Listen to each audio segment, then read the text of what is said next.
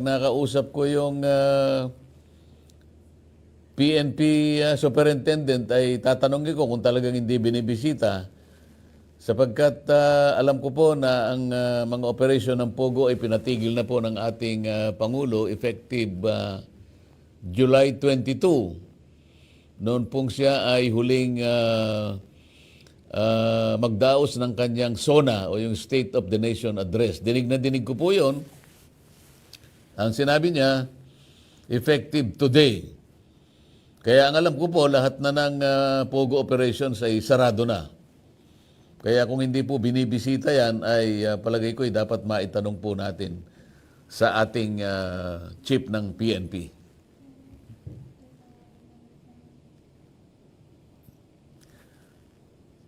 Ngayon naman ay kay tanong ni Alayon Garcia Rivero LJ. Hello po, good evening. Ask ko lang po kung bakit naghihiring po sa Senado madaming pangtanong ng kung ano-ano. Di ba dapat po magkalap muna ng mga ebidensya bago isa publiko ang hearing sa Senado? Alam po ninyo, ang ginagawa po ng Senado ay yung tinatawag po na investigation in aid of legislation.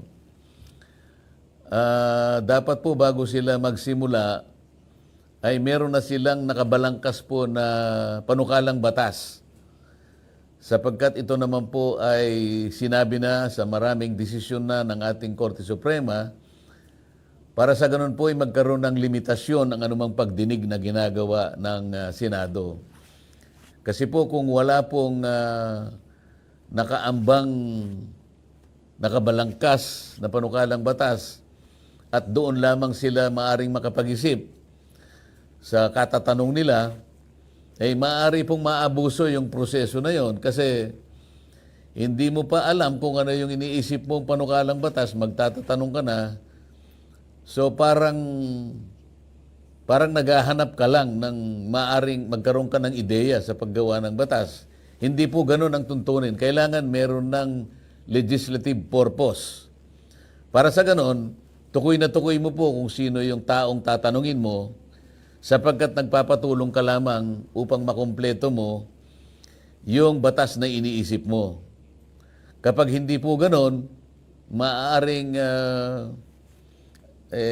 miss and hit ang mangyayari kasi hindi niya alam kung sino yung tutulong sa kanya sapagkat wala pa pala siyang ginawang batas. Samantalang kung nakaamba na yung batas, kabisado niya kung ano yung bahagi lamang na yon ang hinahanap niya ng kasagutan, kaya nga siya nagpatawag ng pagdinig. So makikita po niyo sa titulo pa lamang ng investigasyon ay sinasabi, inquiry in aid of legislation. Nagpapatulong sila. So kailangan mauna po yung balangkas ng batas o yung panukalang batas bago pa sila magtawag para malimit po yung mga taong tatanungin, lalong-lalo na po yung mga tanong na dapat itanong. Kagaya po ng inyong pagtatanong ngayon ay nakikita ko na parang nayayamot kayo sa dami siguro ng mga tanong. Ang nangyayari kasi ay hindi nila matukoy talaga kung ano ba yung gusto nila at kung anong batas ang gagawin nila. Yan po yung aking may sasagot sa bahagi na yan. Ito pa po, pabor ba kayo o nagawing 6 years ang termino ng barangay officials? Alam po ninyo, kung termino ang pag-uusapan, hindi po masyadong mahalaga sa akin yun eh. Ang pinaka-importante, kahit na ilang panahon lamang ang nakatalaga ng paninilbihan ng mga barangay officials, ang pinakamaganda po roon ay yung pagsisilbi niya ay dapat na maging makabuluhan at maging katanggap-tanggap sa kanyang mga nasasakupan. Napakaraming problema po ng mga barangay ngayon. Dinidiscuss ko nga po yun sa aking isang programa. Yun lamang pong sinasahod ng barangay ay hindi po sapat. Manggagawang barangay ay hindi po sapat kung kung ikukumpara po natin sa sinasahod ng ating mga kasambahay ngayon. Halimbawa po, yung mga tanod, hindi po nyo siguro kabisado, ngunit ang mga tanod po ngayon ay nag-a-average lang ng 1,000 pesos per month. Samantalang ang mga kasambahay po natin ay nag-a-average po ng 8,000 pesos a month. Ang mga kapitan po, iba-iba ang kanilang sinasahod na honorarya. Ang pinakamababa po rito sa aming mga nakalap na datos, 5,000 pesos a month. Yun naman pong pinakamataas ay 35,000 pesos a month. Makikita po nyo dyan, napakalawak po, napakalapad nung disparity. Niisip nga po namin sa pagitan ng panukalang batas ay sana ay mapaglapit po natin yung napakalawak na pagkakaiba ng kanilang sinasahod. Napakarami pong problema sa mga barangay ngayon. Ang katotohanan po, sa halos na 42,000 barangay sa ating bansa ngayon, ay 2% lamang po ang nakatatayo sa sariling paa. Kaya ko po kinukwento ito sapagkat ang mas mabuting pag-usapan ay kung paano natin sila matutulungan. Kahit na po bigyan pa natin sila ng 10 years o kaya sabihin natin habang buhay na sila dyan, kung yung kanila namang panunungkulan ay problematic sapagkat hindi po sapat ang pondong dumadaloy sa kanilang barangay, lalong-lalo na po yung nanggagaling sa 4th class or 5th class municipalities. Hindi rin magiging makabuluhan po yung kanilang pagsisilbi sapagkat limitado po yung serbisyo o yung panunungkulan ng pwede nilang gawin para sa kanilang nasasakupan. Ito pa po, may tanong si Anna Gray. Bakit po sabi ng bagong sekretary ng DILG ay December pa ititigil ang POGO? Hindi ko po alam kung bakit niya sinabi yun. Ang alam ko po, sinabi ng Pangulo, effective today, ano pong sabihin niya yun ay SONA, natatandaan ko po ang date noon ay July 22, 2024. Siguro po ang gustong sabihin ng bagong kalihim ng DILG ay yung tinatawag na winding up, na kung saan ay empleyado nila o yung mga creditors nila kailangan bayaran pa, yun po yung winding up. Pero po yung operation ay dapat nahinto na. Yung winding up naman po kahit na ilang taon ang gugulin nila doon, okay lang yun. Ngunit ang sinabi ng Pangulo'y maliwanag na maliwanag. Effective today, the POGO operations shall stop. So yun po yung aking pagkakaalam doon. Yung sinasabi siguro ng ating bagong kalihim ay winding up. Pero hindi ibig sabihin ay extension po ng operation ng POGO yun. Ito pa po, mula kay Alex Taguran. Ask ko lang po, bakit pinipili lang ang binibigyan ng assistance sa indigents sa crisis situation sa bawat barangay? Salamat po. Kung 100% kitang iboboto. Ang tinatanong po siguro ni Alex ay yung AIX. Ito yung assistance po sa mga kababayan natin, ayuda, na nasa crisis situation. Siguro po kaya niya nasabi na pinipili sapagkat yung pagbibigay ay hindi naman laganap. Talagang kung minsan ay iba't ibang lugar lang. Katulad namin, Alex, sapagkat yung pinadadaloy na AIX sa amin ay hindi naman kalakihan. Ang tinatarget namin talaga yung alam naming kailangan talaga yung ayuda. Halimbawa, kung minsan sa isang lugar, 200 ang amin lang natatarget. Siguro sa barangay na yon, baka 600 o higit pa yung dapat na mabigyan. Ngunit sa kadahilan ng limitado nga po yung naipadadaloy mula sa amin, ay nalilimita po yung pagbibigay. Sana kung magkaroon ng pagbibigay sana ay ng malaganap para sa ganun sana ay walang malampasan. Ito, meron pa po yatang isang tanong galing naman kay Emmanuel Caseñas. Pabor po ba kayo na i-amend ang party list? Opo, pabor po ako dyan sapagkat isinasaad po dun sa declared policy ng batas na may kinalaman sa party list system na ang dapat pong tatakbo o ibobotong party list ay kinakailangan meron po siyang piniling sektor. Meron po kasing mga ibang mga party list na kumo tinawag nila yung kanilang mga sarili o kinlasify nila na political parties. Ang buong akala po nila ay makaiiwas sila sa pananagutan na pumili ng sektor. Kahit na political party ka pa, kailangan may sektor ka sapagkat yun ang sinasabi ng batas.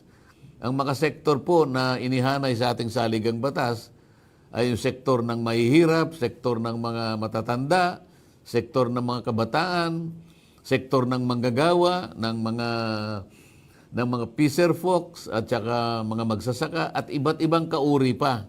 Kailangan po makapili sila ng sektor bago sila magpalista sa COMELEC, magparehistro bilang mga party list na gaganap ng kanilang representasyon. Kaya nga po meron kang nire-represente. Yung iba po, hindi ko na lang babanggitin, nahihirapan din ako, kaya kahit na nagbibiruan kami sa Kongreso, pag tinanong namin kung anong sektor ang kanyang nire-represent, ang sabi niya, lahat ng sektor. Hindi naman po pwede yun sapagkat pag nilahat mo yung sektor, parang lahat ng boto nasa sayo na. Hindi po ganun yung tuntunin at simulain ng batas. Ang sinasabi po ay yung underrepresented and marginalized. Yun po yung operative words na binanggit po sa saligang batas. Kaya kung magkakaroon man ng enmienda, ay gusto ko po ay magawa yon. Sang-ayon po dun sa pangunahing tuntunin na inilatag ng batas, dapat magkaroon ka muna ng sektor para yung sektor na yon ang pipilitin mo na i-represent. Hindi yung isa kang partido na hindi mo alam kung anong sektor ang iyong ginagampanan o nire-representa sa Kongreso. Marami pa pong iba, ngunit siguro dahil kukunti ang panahon natin, sa ibang mga araw po itatalakayin din natin yan ng mas komprehensibo. Ito pa po, may comment si Brian Castrudes. Sana maimbestigahan po ang flood control. Very timely yung tanong mo sapagkat ayun, hanggang ngayon po yata ay nakalubog sa tubig ang buong Bicol Region. Hinahanap po ng ating mga kababayan, lalo na po yung mga nasalanta. Hindi lamang po Bicol Region, marami pong bahagi ng ating bansa ang napasa ilalim ng tubig. Ang Batangas po ay talagang tinamaan din, parte ng Laguna. At maski na po sa La Union hanggang kahapon ay may naririnig kaming report. At maski na po sa bandang Kabisayaan, meron din pong tinamaan. At napakalawak po ng pinsala na idinulot ng Tropical Storm Christine. At ito po ay nagbunga ng napakalawak na pagbaha. Hinahanap po ng mga kababayan saan po napunta yung mga pera na ginamit para magkaroon ng mga flood control. Sa buong Kabikulan nga po, ay nasabi ko na nga, parang mahigit 22 o 24 billion ang ginugol dyan para sa flood control. Ito po ay maliwanag na parang hindi gumana o kung mayroong flood control ay malinaw na malinaw po ito na hindi nagtagumpay yung mga projects na kanilang inilatag. Ito po yung dapat pong mapansin o maimbestigan ng ating mga kaukulang mga komite sa House of Representatives. Dito po kasi kahit na wala ng dokumentong ipakita siguro sapagkat kitang-kita naman natin kung meron pong nailatag na mga flood control projects, hindi po siguro lumubog ang 95% ng kabikulan. Dito maliwanag po na talagang dapat hanapin po natin nasaan yung mga projects na yan. Nasaan yung perang ginugol dyan. Meron po kayong katwiran na itanong, meron po kayong justification para hanapin po natin.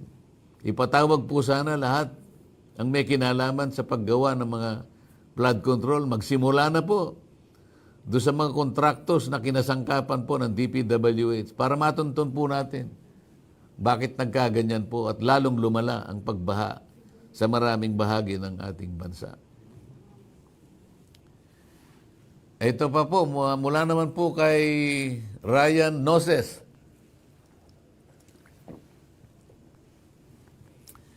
Bakit po kaya parang korte na ang Congress? Hindi po ba dapat sa pagbabalangkas at paggawa ng batas lamang ito? Tama ka dyan, Ryan, sapagkat sinasabi nga ng saligang batas, ang anumang pagdinig na gagawin ng Congress, ito ay maaring maganap sa kanilang maraming komite. Ito ay dapat na ginagamit lamang mga krimen na naganap. Hindi po Kongreso ang dapat na magsiyasat niyan. Ang dapat magsiyasat diyan ay yung ating Department of Justice na kung saan ay nandyan ang National Prosecution Service. Ito po yung mga opisina ng mga piskal at mga prosecutor. Sabi po ng mga pagdidesisyon na ginawa ng Korte Suprema, ang Senado o ang mababang kapulungan, ang House of Representatives ay hindi po prosecutor's office. Hindi rin po korte ito, kaya hindi po pwedeng mag-adjudicate po ang Congress. Nakakalungkot po na yan ang nangyayari. At yun nga, napupuna na po ninyo, ang ginagawa po nila ay inquiry hindi in aid of legislation. Parang ang maliwanag pa pong nangyayari ngayon ay mga inquiries in aid of prosecution. Nakakalungkot po.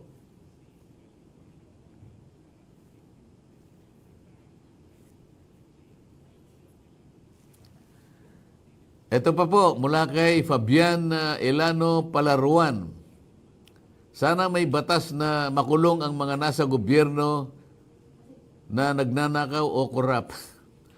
Meron naman po, meron tayong anti-graft and corrupt practices. Ang mahirap lamang po kasi rito ay yung pagkuha ng matitibay na ebidensya at pati po yung mas mabilis na proseso para papanagutin, akusahan ang lahat ng may kinalaman sa katiwalian o iba't ibang mga bagay-bagay na may kinalaman sa paglustay at pagnanakaw sa kabangbayan. Sana po ay magkaroon po ng mas malakas at mas mahabang ngipin. Sana hindi lamang ngipin. Dapat bigyan natin ng pangil sana yung Commission on Audit. Kasi po yung Commission on Audit, ang ginagawa lang nila, audit na po sila ng audit. At ang mahirap pa, yung pag-audit nila, ay ginagawa lamang pagkatapos na matapos ang proyekto o kaya yung programa o anumang aktibidad na kanilang inaudit. Kasamang palad po at ang nakalulungkot, doon lang nila makikita na napakarami pa lang na nakulimbat, na nakaw, hindi naman natapos ang project o kung natapos man ay hindi naman maayos, sa makatwid ay hindi tama po yung pagkakagasta sa maraming paraan na kanilang pag-audit. Sana po'y managot, ngunit wala naman pong power ang Commission on Audit na mag-imbestiga. Ang power lang po niya ay mag-audit at mag-issue ng maraming notice.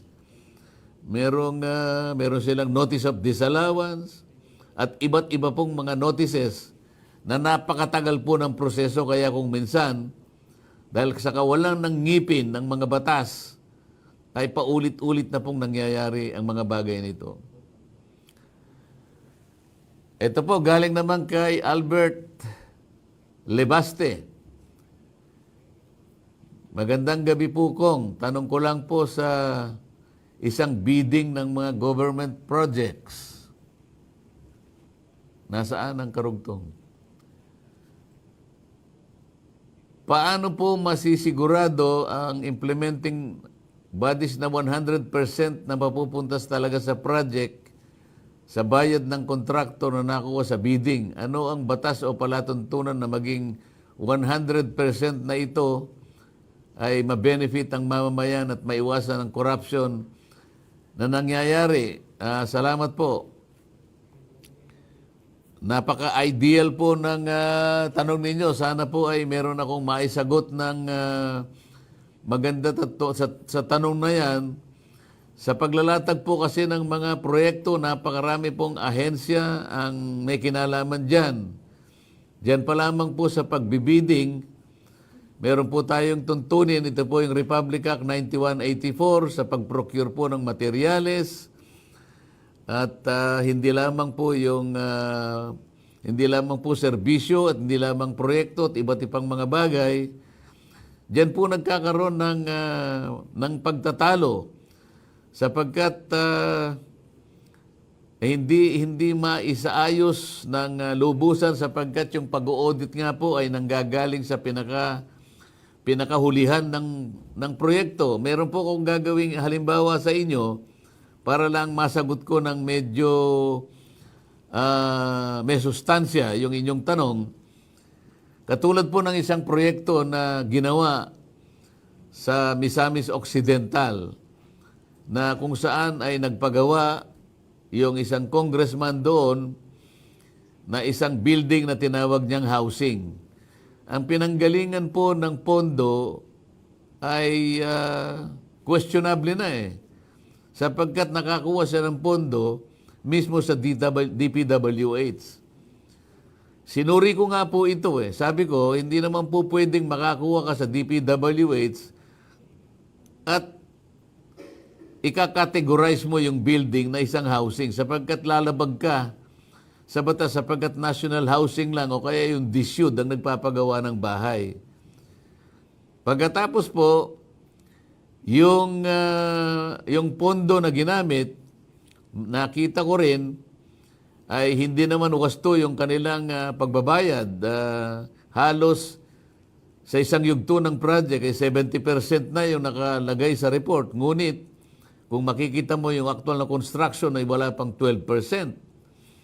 Pagkatapos yung lupa po na pinagtayuan ng project, ay pribadong mga pag-aari ng mga katabing mga residence owners na yan po ay nagkaroon pa po ng mga pagdinig ang umabot po sa Korte Suprema. Kahit na po tawagin mo yung COA, isasabihin niya hindi po niya alam sapagkat ang audit nila ay post-audit. Kahit na sabihin mo sa kanya, hindi mo ba po pwedeng patigilin sapagkat yung pinagtayuan nila ay private property. Ang ibig sabihin niyan, hindi pag-aari ng LGU bago itinayo yung building na kung tawagin nila ay housing. So napakarami ang dapat mong usisain sa pagtatayo lamang ng isang building. Kapag ito po ay hindi nasunod lahat ang mga batas at patakaran, ay mahihirapan po tayo na siyasatin natin kung 100% nga na napunta sa project yung building na ginawa, lalong-lalo na po yung halimbawang binanggit ko sa inyo, ang original po sa plano ay 4 na palapag yon. Ngunit nung yan po ay gawin at matapos na, ay 2 palapag na lamang po. Siguro mula doon sa aking paghahalimbawa na yan, makikita ninyo na talagang hindi naman natupad at hindi na ipatupad yung plano magmula pa sa bidding hanggang sa matapos yung project. Kaya napakahirap pong sagutin yung tanong na yon. Sana'y magkaroon talaga ng masusing pag-audit. Ibalik po natin sa pre-audit. Line of succession. Wala nga meron succession Parte yun ng ating estabilidad di ba? Parte ng ating sistema bilang isang gobyerno. Ay, bakit hindi maintindihan? Kaya nga natuwa ako rito. Ang taas pa, high crime din eh. Talagang designated, so basahin mo yung saligang batas. Oh. Kapag may nangyari sa Pangulo sa anumang kaparaan, may namatay halimbawa, o kaya nagkasakit, hindi na niya kayang isakatuparan ng kanyang pananagutan, Apo. o kaya nag-resign, Sabay, may kapalit ka agad. Designated talaga siya. Tama. Sinasabi niya, may mga butas nga daw po sa statement na ito. Ano yung pahayag doon? Actually, kababasa ko lang nung affidavit dated November 29, 2025. Nagugulahan lang ko si former ombudsman. Yung sinabi ho dun sa unang salaysay is nag-deliver ng pera sa ombudsman. Wala akong sinabing bios doon. Iniwan yung sasakyan, nilagay yung susi sa gulong, sa kaliwa, sa harapan, then umalis na sila. Yung sinasabing bios, malinaw doon yung next paragraph. In another occasion, napag-utusan si Ramil na mag-deliver ng pera, I think, hindi ko hawak yung document, no? Na mag-iwan ng document ng pera sa isang sasakyan sa, I think, Mega Mall na may laman 80 million pesos. And then sa mga sumunod na araw or isang pagkakataon, nakita niyang minamaneho ng asawa ni Attorney Kilala. So, nahilo lang ho dun sa ombudsman, pinaghalo niya yung issue dun sa Mega Mall sa yung delivery sa ombudsman. Dapat ho niya siguro basahin uli. Opo, pero yung delivery sa ombudsman, wala namang sinasabing actual na nakita ni Madriaga si Martires doon sa pag-deliver na yon at tinanggap ni Martires ang anumang pong duffel bag o itong ang pera na binabanggit po na nanggagaling nga dito sa confidential fund. Yes, totoo naman po yun. Doon mo makikita yung statement ni Ramil Madriaga. Hindi po siya magdadagdag na natanggap ng personal ni ombudsman yung pera. Kasi pag sinabi niya yun, lalong walang maniniwala sa kanya. Kung mapupuna mo nun sa affidavit niya, lagi lang silang pick up, delivery, drop off. You don't expect Ombudsman Martires na bumaba at abutin kay Ramil Madriaga. Abogado yan, ombudsman yan. Hindi naman ganong kabobo ang isang ombudsman para tumanggap ng pera sa isang taong sinasabi niyang hindi kakilala. Kaya ang statement, iwan sasakyan, iwan susi. Well, never sinabi ni Madriaga na pag nag-aabot siya sa isang senador or sa isang congressman, nakikita niya tinatanggap ng personal. Lang yan, execute, iwan ng pera. Ganun kasimple lang ang sinasabi niya. Ba't meron bang inabutan siyang congressman ang senador? Meron siya mga kwento noon na mga iba pa nung panahon pa ni Duterte, pero siyempre hindi na po siya relevant sa mga sa impeachment. Yun lang ang sistema nila. Pag may inutos si Duterte na i-deliver ang pera, either iwanan niya sa parking ng kondo, iwanan niya sa ombudsman. Sabi nga niya, attorney, pag nag-iwan kami, kasama na kotse dyan, sa'yo na yan. So, ganun na setup. So, he never claimed na inabot ng personal kay ombudsman. Walang maniniwala doon na imagine sa opisina niya, bababa si ombudsman sa parking lot para kunin. So, hindi makatwiran yung ganun sasabihin. Kaya nga, ang sabihin lang yung totoo, hindi na kailangan magdagdag pa ho. Opo. Sige po. So, relevant nga sa impeachment kaninyo ng mga kaso, ng mga sitwasyon at insidente ang dapat na binabanggit nitong si Madriaga. Pero bakit po dito may mga pagbabanggit na wala namang kaugnayan sa impeachment complaint labang kay VP Sara, gaya po nitong mga sinasabi na bubukas daw po ng mga account sa mga bangko ng ilang pong people close to PRRD. At sinasabi nga daw po, ginamit siya ang kanyang pangalan at nakapagbukas ng mga accounts sa China Bank Legazpi Village, Makati, Main sa Makati, diyan sa Ayala sa Makati, etc. Opo. So, inaamin naman niya na pag may mga bigay sa kanyang pera, siyempre may mga naitatabi siya dyan. Opo, pero may mga sir, sobra. ang claim nga po din ng iba, ng kabilang kampo nga, bibili ka ng motorsiklo o namang kotse, pero anong kaugnayan noon kay VP Sara o maging sa dating Pangulo? Anong mag-uugnay sa kanila doon? Maari kasi daw po, ang claim po ng kampo ni VP Sara, alleged po ang inyong kliyente, kidnap for ransom ang kanya umanong racket. Kumikita yan sa kidnapping, kaya may pera siya. Yun po ang alleged po ng kabilang kampo, attorney.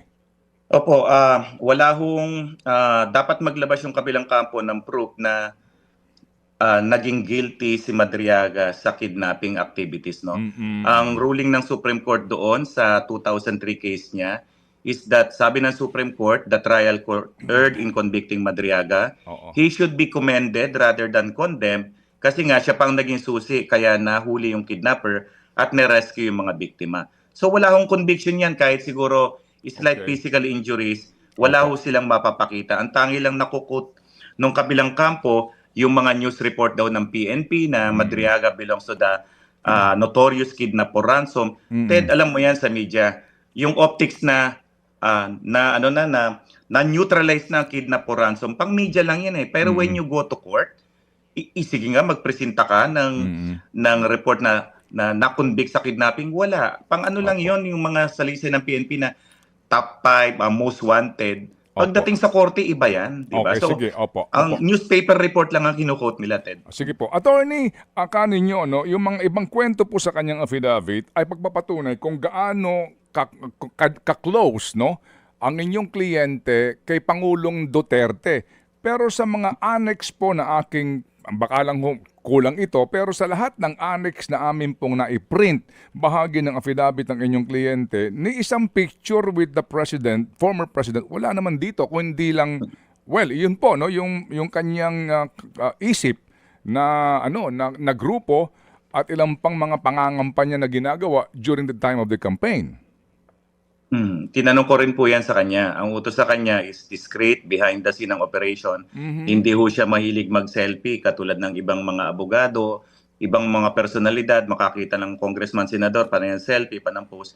Hindi ho siya ganong mag-operate. Dahil ang sinasabi sa kanya, sa likod ka lang, hindi ka dapat basta nakikita. Dahil iba nga yung galawan po niya. Yun ang paliwanag niya sa akin yan. Kaya never ho siya nagpo-post na kasama niya lagi ang presidente. Hindi raw ho siya makakagalaw sa ganyan. Kaya nga ho, kahit isang record, wala kang makikita na pumasok sa gobyerno as an employee talaga. Special operation po yung ginagawa niya eh.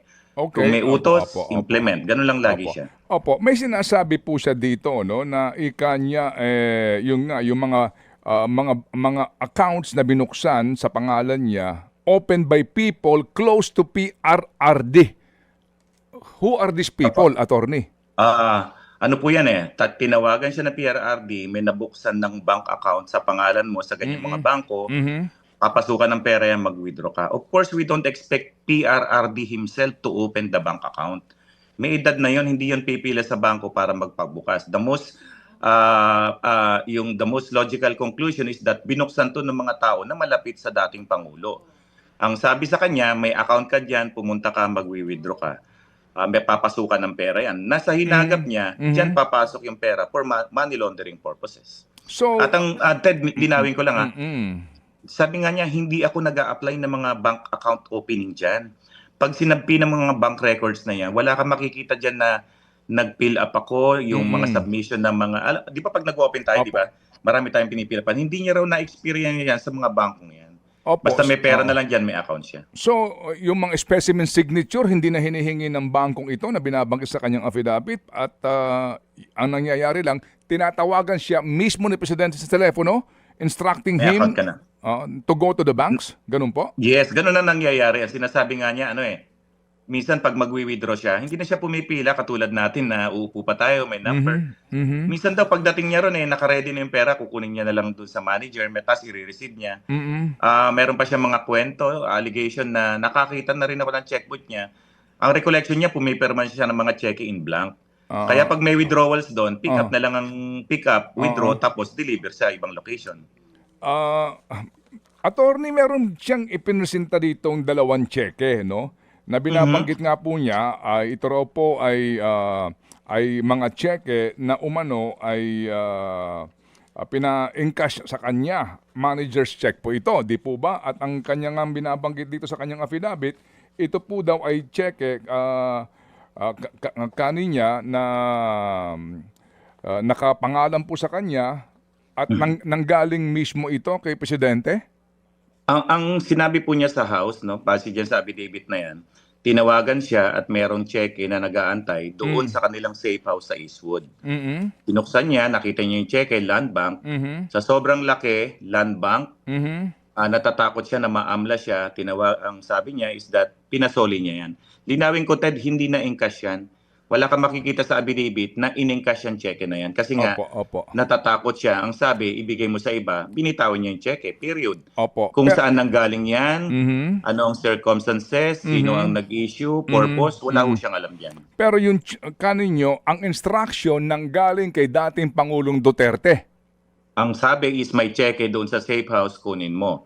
Okay. Siyempre, manager's check yan. Pwede mong i-deposit yan, pwede mong i-encash. Ang sabi niya, hindi ko in-encash yan kasi alam ko alanganin yan. Pero Natakot din siya. Opo. So, pero ang tawag nang galing kay dating Pangulong Duterte. Yes, yan ang sinabi niya sa akin. Opo. Pero doon sa affidavit niya, wala siyang binanggit doon na more or less anong panahon, anong petsa yung tawag na yon. Yes po, tama po. Wala Pero- ho sabi David. Masyado na ho matagal din yan kung tutuusin, di ho ba? Pero, Kasi Ted, ang umatras tayo na na-detain siya, na-issue siya ng warrant of arrest. Yung kidnapping kasi nangyari sometime June 2022, nag-conduct ng preliminary investigation, nasampahan lang siya ng kaso July 2023. So, hindi niya ho masasagot yan. Never niya hong inattempt na i-encash yung cheque na yan. As in, ikaw, nandiyan ka ngayon sa studio mo, pinadalang kitang cheque, hindi mo alam kung saan galing. Ganon kasimple lang po yan. okay, ang checking itong ay nasaan? Pinasoli daw niya eh. Ang ginawa niya, mahilig si Ramil mag-document ng mga ganyan. Pinipicturan niya yan, tapos pinasoli daw, pinabigay sa isang babae per instruction. Kung na-encash yung cheque na yan, kung napalitan, hindi niya ho alam talaga yan. Sinong babae daw? Naalala niya kanyang pangalan? Hindi ko ma-recall Ted, yung yung name Opo. kung sinong babae. Basta pinabigay daw sa kanya yung babae na yan. Mm.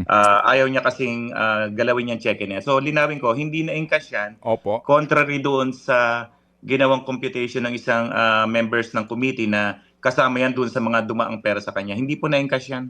Okay. Kaninyo mahilig mag-document ang inyong kliyente, mag-picture, etc. Kasi nga may picture itong manager's check. Pero bakit wala siyang picture man lamang nung duffel bag na may lamang pera? Yun po ang inaantay namin makuha doon sa iba pang mga cellphone ng kanyang anak, sa laptop na kasalukuyan namin hinahanap yan. Siguro in due time, Ted, baka makuha na namin yung mga photos na yan. Opo.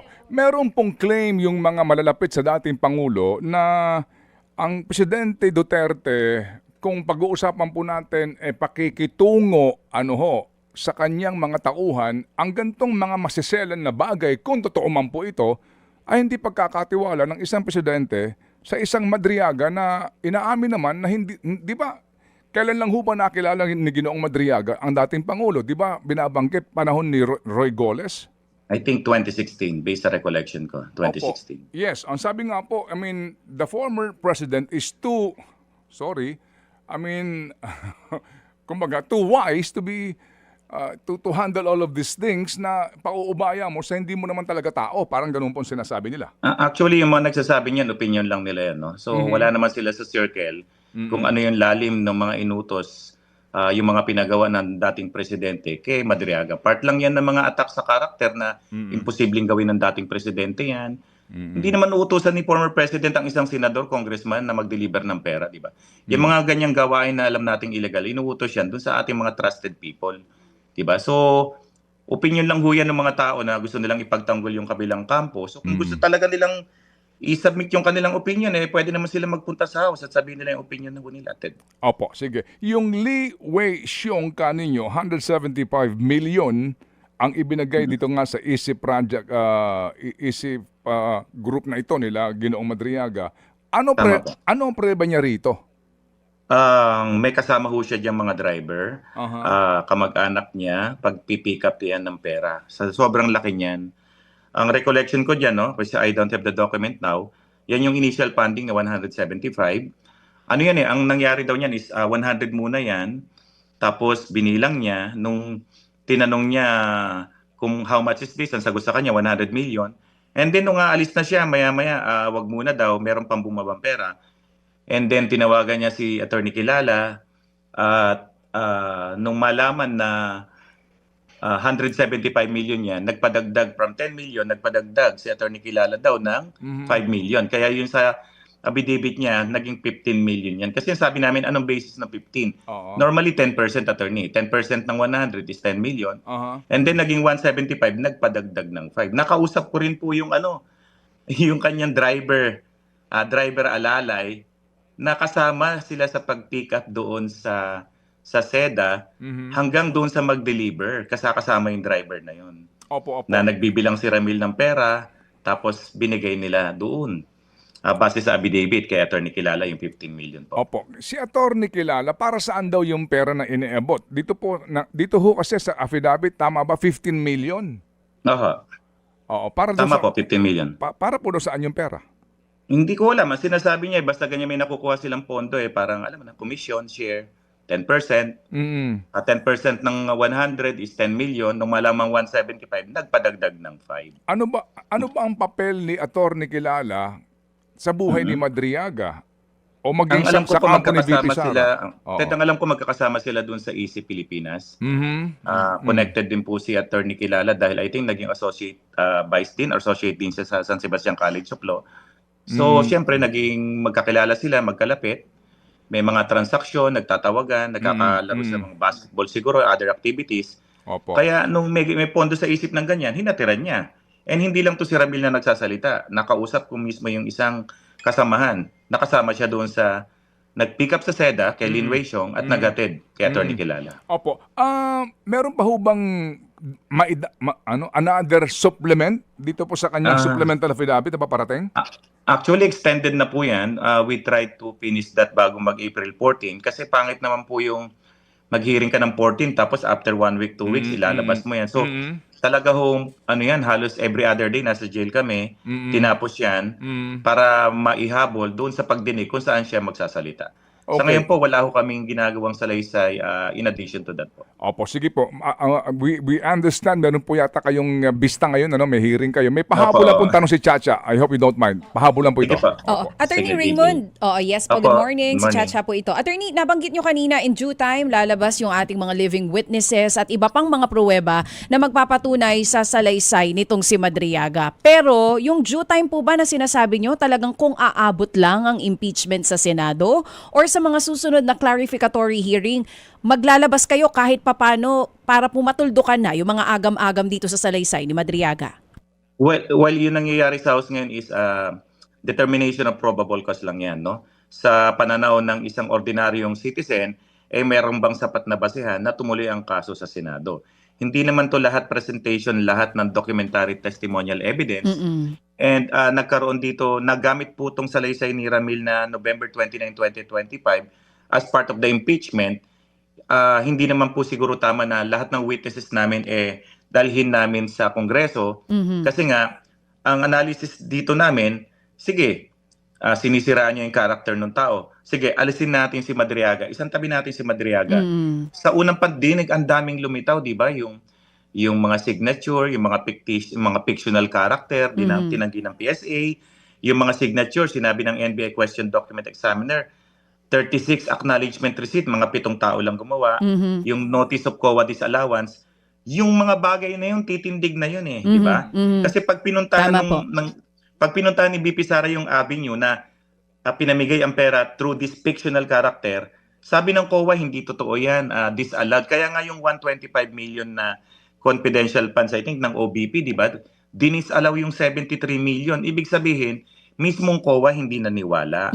So, dapat ibalik ni BP yon unless i-appeal nila sa Court of Appeals or sa other courts yung ruling ng Court of Appeals na yon. So, problema niyo si Madriaga, sige, mag-excuse ka muna. Sasampa pa rin yan dahil sa dami ng documentary evidence na nagpapatunay na yung paggamit ng confidential funds unsupported, hindi napatunayan yung mga recipient, tapos hindi ma-prove na confidential activities. Imagine, confidential funds, bibili mo upuan sa kalamesa, di ba?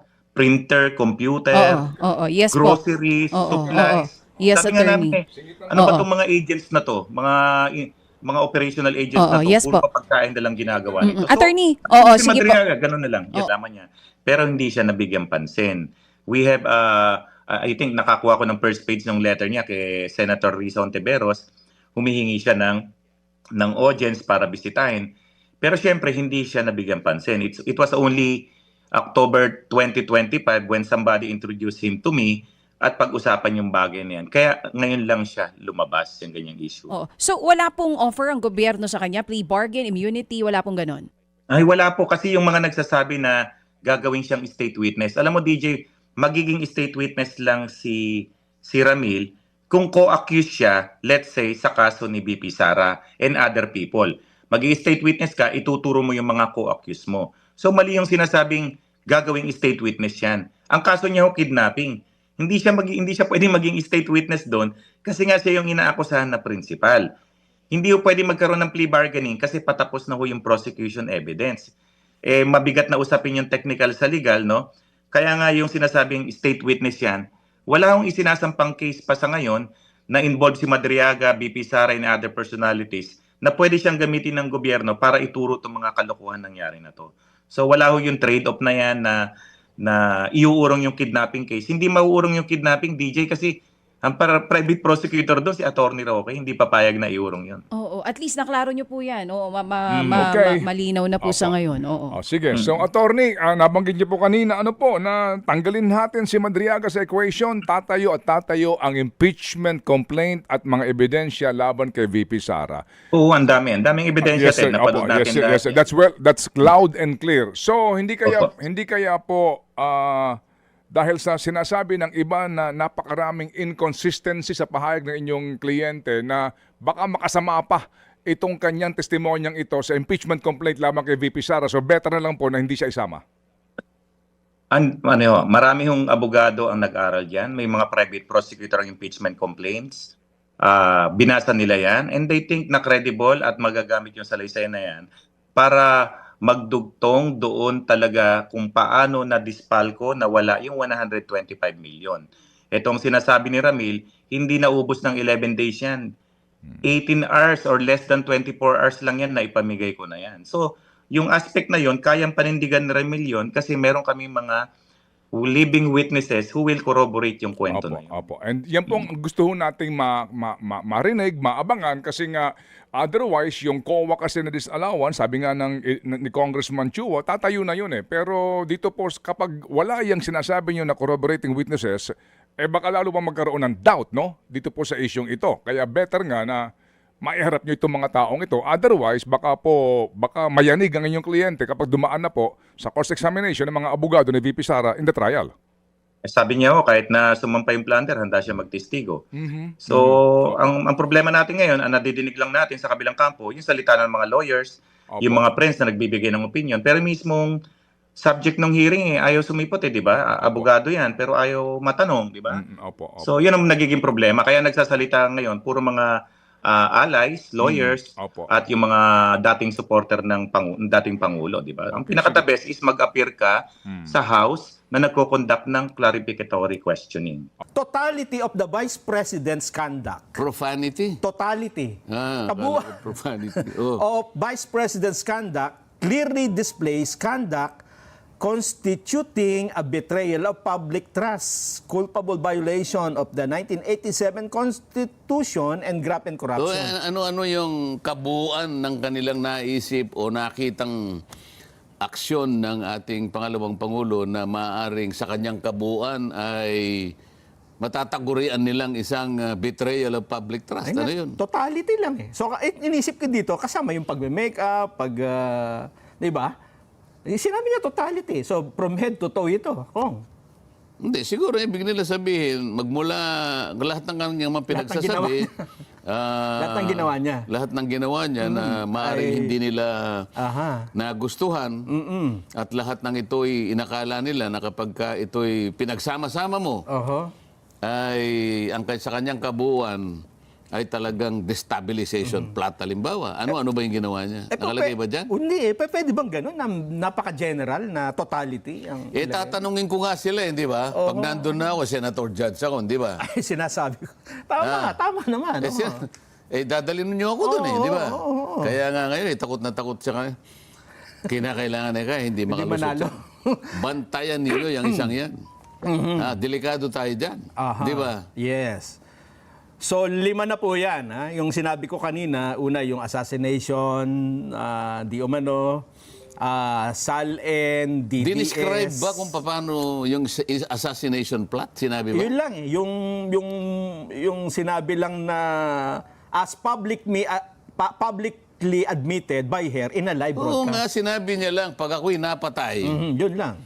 meron na po akong kausap para patayin po kayo. Kayo po, kayo, tsaka kayo. Di ba? Yes. Pero Nandun ba, nakadescribe ba yung pamamaraan, Wala yung eh. plano? Wala po. Kung paano niya isa sa katuparan yung inaakala nilang pagbabanta sa buhay. Ha? Nakalagay ba? Banta lang po eh. Ay, palagay ko, sa akin, grave threat lang yan, grave sinasabi threat ko nga. sa iyo. Hindi ko sinasabing hindi krimen sapagkat meron tayong parusa sa grave threat, Pero yung high crimes, pero hindi siya yung pasok siya doon. Yung, High crimes. yung grave threat kasi, kung minsan patatawarin ka ng piskal, di ba? Sa bagay, Oo. Pero pinag-uusapan natin dito, high crimes. High crimes nga eh. Katumbas nung, alam mo, pagka yun, inisa-isa mo, di ba? Betrayal of public trust. Aha. Ang natitira na lang kung na hindi natin na-discuss, at ito siguro yung pinakamahabang pinag-usapan dyan sa mga committee hearing. Hindi ay- nag-usap sa committee hearing sapagkat ang modality yung ginamit nila ay yung pagpirmang higit sa 1/3. Ay- Kaya dire-diretso yun. Sa impeachment. Pero ito pong kasong ito, kung yung iniligay nilang 2 and 3, Ano? number 2 ay yung misuse and malversation of confidential funds sa OBP at sa DepEd. Yan ang pinakawalang kakwenta-kwenta. Ako masasabi ko sa'yo pa. sapagkat nag-attend ako ng kanilang hearing. Aha. Nung itanong ko sa kanila, audit observation memo pa lang po yan eh. Dyan pa lang po sa audit, sa Commission on Audit, initial findings lang po yan eh. Aha. Initial findings, ibig sabihin, pwede pong questionin ang resulta po ng inyong pagsusuri. Pwede pang questionin ang resulta ng inyong audit. At kapag hindi pumayag ang COA, sapagkat sa kanilang patakaran, sa kanilang pamantayan, ay kulang yung sagot mo, Opo. yung audit observation memo ay magiging notice of disallowance. Ayun. Hindi pa rin final yun. Oh. Sapagkat assailable pa rin yun. Aha. Pwede mo pa rin questionin. Kung mo confidential funds ang pinag-uusapan, pwede kang dumiretso sa commission proper Opo. ng COA. Ng COA. Aha. O palagay mo, ayaw ka pa rin pakinggan. Ayaw pa rin bigyan ng halaga yung pagpapaliwanag mo. Sabi, hindi, talagang notice of disallowance ang aming ipapataw sa'yo. Aha. Aakyat pa siya sa Korte Sa Suprema. Supreme Court. Appealable. Ibig sabihin, nandun pa lamang sa kauna-una ang estado na sinusuri pa lang kung talagang may paglabag, kung talagang merong mali doon sa pagkakagasta. Conclusion ka na. Ba't nag-conclude ka? Hindi ka lang nag-conclude. Inagaw mo yung mandato ng COA. Ikaw na mismo ang nag-audit eh. Anong sabihin ko sa kanila? Ba't tayo nag-audit? Saan ka akong provision na saligang batas na sinasabi ang Congress ay pwedeng mag-audit? Ang Congress o ang kanyang mga komite ay pwedeng mag-audit? Nasaan po? Wala. Sabi niya, tayo naman po in aid of legislation. Iba naman po yung in aid of legislation. Sinasabi ko nga po, nag-audit tayo dahil po yung mga papeles na ginagamit ng COA, pinilit po natin kunin eh. O, tinanong ko yun, di ba binigay nyo? Opo. O, ba't nyo binigay? Sinabpi na po kami. O nga, sinabpi na. Ba't hindi kayo nagpaliwanag? Papasensya na po kayo, Mr. Chairman. Hindi po namin basta-basta may bibigay, baka po kami magkaroon ng pagkakasala. Kasi po, unang-una po, ang proseso po ng pag-audit, ito po ay confidential. Kaya nakikita nyo, ala pong public hearing kami. O ganun pala ako eh. Alam niyo pala na confidential ang nature ng inyong pagsusuri, pagsisiyasat. Bakit niyo binigay yung hindi niyo ba alam dito sa Congress, public? Lilitaw ngayon. Kayo ngayon ang nagbuyang-yang sa mga papeles na dapat sana ay confidential. Paano ngayon yan? O ngayon, tatanungin ko ngayon siya. Nandun na ako sa Senado, di ba? Halimbawa, Oo. Ayan na. Di sino yung nagpipresent? Ito po, betrayal of public trust, Oh. misuse and malversation of confidential funds Oh. sa OBP at DepEd. Napatunayan na ba ng COA? Nagkaroon na ba ng conclusion sa COA na talagang merong basihan ang hindi tamang pagkakagasta ng mga pondo Ng Vice President? Wala Natapos ba ng COA? Sasagot, hindi po. Ino-audit pa po eh. Kayo ang nag-audit. May karapatan ka mang mag-audit. Wala po. Paano ngayon? Ano sasabihin mo ngayong betrayal of public, ano ba to? Misuse. Oh. Malversation. Nasaan ka ako halimbawa? Ipatatawag ko ngayon COA. yung chairman ng COA. Oh. Mr. Chairman, siyempre, haharap siya doon, di ba? Hindi ba ikaw ang nagbigay ng approval para ang COA ibigay yung... Bang ikaw ang pwedeng ma-impeach dito? Impeachable ang COA. Ganun O ba? hindi ba sinabi ko rin sa iyo, ang commissioner ng COA, commissioner ng CSC, commissioner ng COMELEC, ay impeachable officers. Delikado pala, ano? Dito pa lang, halimbawa, pagtatatanungin mo yung mga yun. Ano? Attorney. Baka mamaya, kamukha nung attorney ng yung vlogger, yung bata mo. Yung bata mong vlogger. Nako. Ito pa talaga yung pag-uusapan natin sa hapon Meron ito? pa. Mukhang mapakabigat nito, Kong, ha? Number 3. Betrayed public trust and or committed bribery and or other acts of graft and corruption, including distributing monetary gifts to DepEd officials holding procurement-related functions. Anong... Napatunayan nila yung bribery. Kasi alam mo, Nelson, pagka bribery, kaya ka nagbigay ng pera sa isang tao, lalong-lalo na meron siyang posisyon. Aha. Meron kang gustong ipagawa sa kanya. Yes, opo. Di ba? So, malinaw ba na nung sinasabi nilang nagbigay ang Vice President, aligasyon lang naman eh. Aha. So, granting halimbawa, kunyari may nagbigay talaga. Halimbawa, Specific ba na yung pera na yun ay para may gawin yung binigyan? Kasi dapat ganun eh. Kasi kung halimbawa nagbigay ka lang dahil sa gusto mong magbigay, wala ka naman pinagagawa sa kanila. na Hindi tama. bribery yun. Ganun ba yun? Binigyan kita ng pera. Aha. Palagi naman kitang binibigyan eh, di ba? Nung makakakaraan, hindi na ako. Pero meron akong gustong pagawa mo na labag sa batas. Bribery yun. Pero kung halimbawa natuwa ka lang. nakatuwa sapagkat May bonus, gano'n. hindi bribery yun. Di ba? Meron ba silang napatunayan na kung sakaling nang binagbibigyan? Baka naman meron silang karagdagang pondo na sobra na ipinamahagi niya sa kanyang sapagkat nakitaan sila ng kasipagan ng maayos na pagtupad ng kanilang mga gawain. O pinagbibigyan sila. Wala akong makita ron. Pero ito daw, officials na ito ay ang posisyon sa procurement. Oo nga, kaya nga sinasabi ko, kaya mo binigay sa kanya sapagkat baka May paboran. meron kang gustong ipasok na supplier. Ayun. Na meron kang kalakip na mandato sa kanila. Pakibigyan mo ng Ayun. kasi pagka sa post-qual ka niya, wag mo nang hanapan ng Yung mga requirements. baka ma-disqualify. Kasi may post-qual di ba? Opo. Pangkaraniwan, hihigpitan sa post-qual para sa ito ituloy-tuloy mo na. Yan ang bribery. Kung wala naman, paano? Napakahirap patunayan nun eh. O halimbawa, nandun na naman ako sa Senado.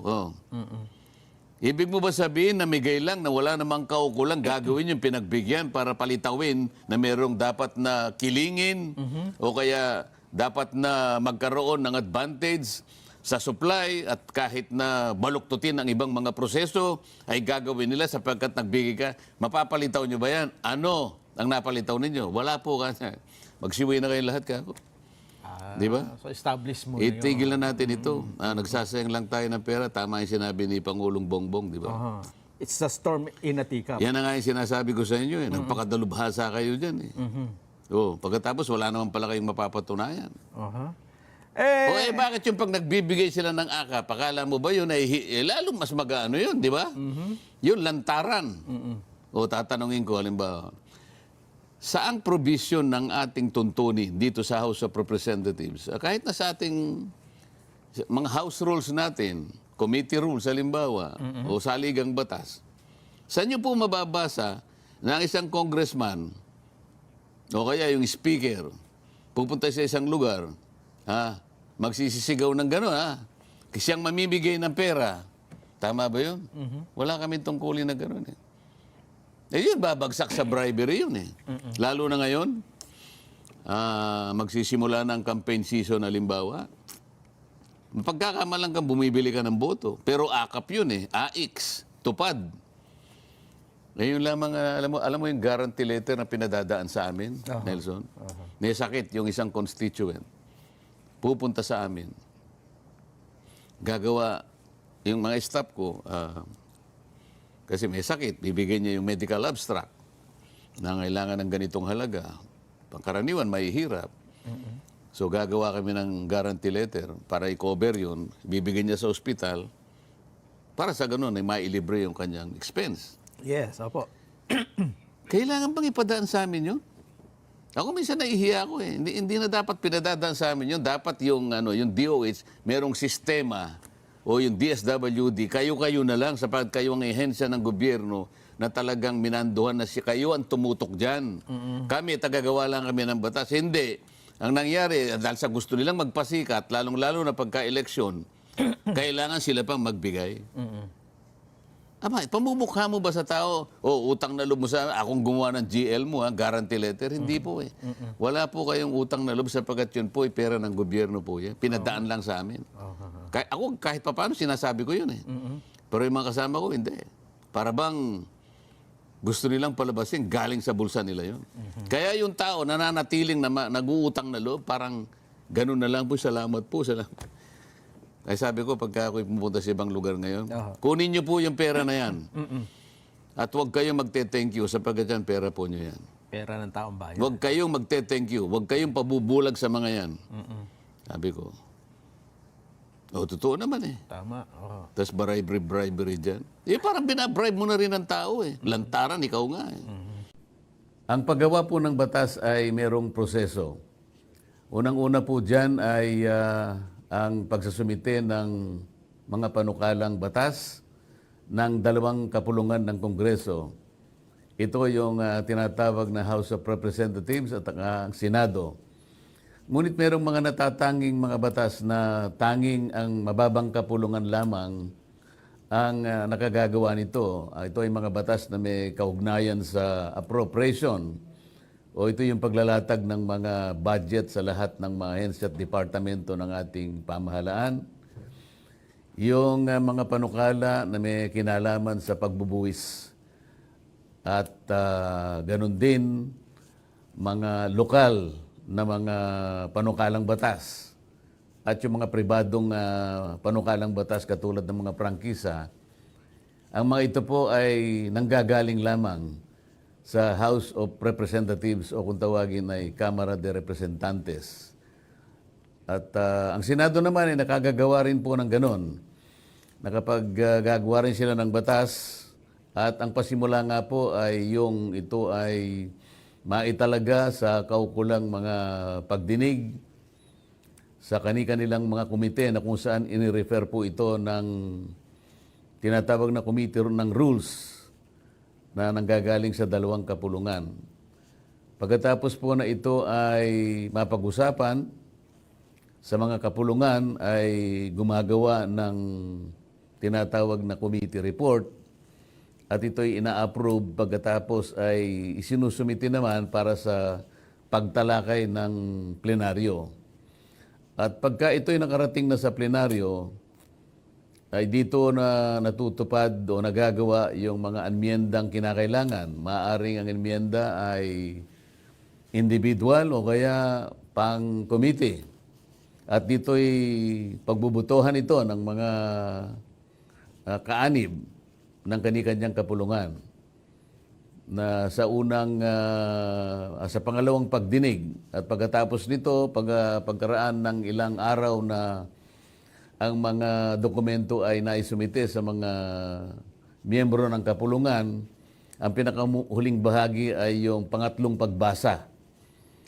Na pagkatapos nito ito ay itatransmit sa kabilang kapulungan at mula doon ay maaaring pag-usapan ng 2 kapulungan kung ia-adapt yung nasa baba o kaya yung nanggaling sa taas o kaya naman ay maaring pagtalunan pa sa pamamagitan ng tinatawag na Congressional Conference o sa taguring bicameral. Pagkatapos na maayos po yung mga dapat ayusin o yung mga conflicting provisions at nagkaisa ang dalawang kapulungan, ito po ay matataguriang enrolled bill na at ito ay ipadadala na sa opisina ng Pangulo ng Republika ng Pilipinas at ang Pangulo ay merong 30 araw para ito ay lagdaan.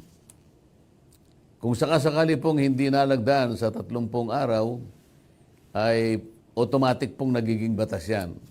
Kung minsan naman ay bago ito mag-lapse into law, ay ang ginagawa ng Pangulo kung meron siyang matibay na dahilan ay binibito po yon.